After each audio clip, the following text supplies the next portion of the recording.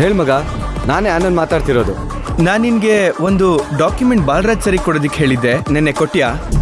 ಅಯ್ಯೋ ಸಾರಿ ಮಗ, ಮರ್ತೇ ಹೋದೆ. ಇವತ್ತೇ ಕೊಡ್ತೀನಿ ಬಿಡು. ಏನು ಗಾರ್ಮೆಂಟ್ಸ್ ಅಲ್ಲಿ ಕೊಡ್ತೀಯಾ? ಇನ್ನೆಲ್ಲಿ ಕೊಡ್ಲಿ, ಅಲ್ಲೇ ತಾನೇ ಕೊಡ್ಬೇಕು. ಕೊಡು ಕೊಡು. ಈ ತರ ಏನಾರು ಆಗ್ಲಿ ಅಂತ ಅವ್ನು ಒಂದೇ ಕಾಲಲ್ಲಿ ನಿಂತಿರ್ತಾನೆ.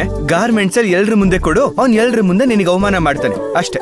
ಓ, ಇದೇನ್ ಮಾಡಕ್ಕಾಗತ್ತೆ, ನನ್ ಕರ್ಮ, ಬೈಸ್ಕೊಂತೀನಿ ಬಿಡು. ಏ ನಾನ್ ಬೇರೆ ಇಲ್ವೋ, ರಜಾ ಬೇರೆ ಹಾಕಿದೀನಿ. ಇವಾಗ ಏನ್ ಮಾಡೋದು? ಸರಿ ಸರಿ, ಒಂದ್ ಕೆಲ್ಸ ಮಾಡು. ರಿಪೋರ್ಟ್ ನ ತಗೊಂಡ್ ಹೋಗಿ ಡೈರೆಕ್ಟ್ ಆಗಿ ಅವ್ರ ಮನೆಗೆ ಹೋಗಿ ಕೊಟ್ಬಿಡು. ಏನು, ಮನೆ ಹತ್ರನಾ? ಲೋ, ಅಲ್ಲಿ ಹೋದ್ರೆ ಇನ್ನು ಜಾಸ್ತಿನೇ ಬೈತಾನೋ ಅವನು. ಎಲ್ರ ಮುಂದೆ ನಿನಗೆ ಅವಮಾನ ಆಗೋದು ತಪ್ಪತ್ತಲ್ವೇನೋ, ಹೋಗ್ ಕೊಡೋ. ಅದು ನಿಜಾನೇ, ಆದ್ರೆ ಅವ್ರ ಮನೆ ಹತ್ರ ಯಾರು ಹೋಗ್ಬಾರ್ದು ಅಂತ ಬಾಣ್ಲಿ ವಾರ್ನ್ ಬೇರೆ ಮಾಡಿದಾನೋ. ಮನೆ ಒಳಗ್ ಬರ್ಬೇಡ ಅಂತ ತಾನೇ ಹೇಳಿರೋದು, ಮನೆಯಿಂದ ಆಚೆ ನಿಂತ್ಕೊಂಡ್ ಕೊಟ್ಬಿಡು ಅಷ್ಟೇ. ಆಹಾ, ಅದೇನು ಹೇಳ್ಬಿಟ್ಯೋ.